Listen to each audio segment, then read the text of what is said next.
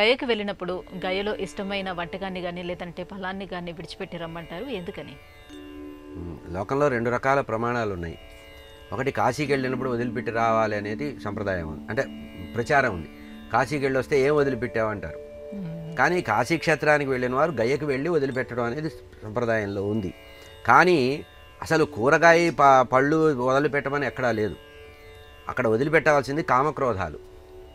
కామము క్రోధము వదిలిపెట్టవయ్యా కాశీకి వెళితే అన్నారు. కాశీకి వెళ్ళి గయలో వెళ్తే పితృదేవతలకి పిండ ప్రదానం చేసిన తర్వాత ఆ వయసుకు సంబంధించినంత వరకు మనకి భావోద్రేకాలు రాకుండా కామము క్రోధము అహంకార మమకారాలు ఇవి వదిలిపెట్టమన్నారు.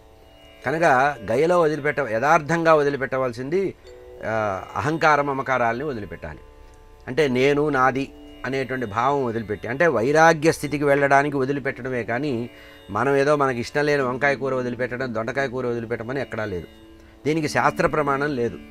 కానీ పరంపరగా మన కుటుంబాల్లో వచ్చిన అలవాటు కనుక ఇట్లా వదిలిపెట్టడం ఉంది కనుక యథార్థంగా అక్కడి కాశీకి కానీ గయకి కానీ వెళ్ళిన వాళ్ళు వదిలిపెట్టవలసింది అహంకార మమకారాలు, ఈ రాగద్వేషాలని వదిలిపెట్టాలి.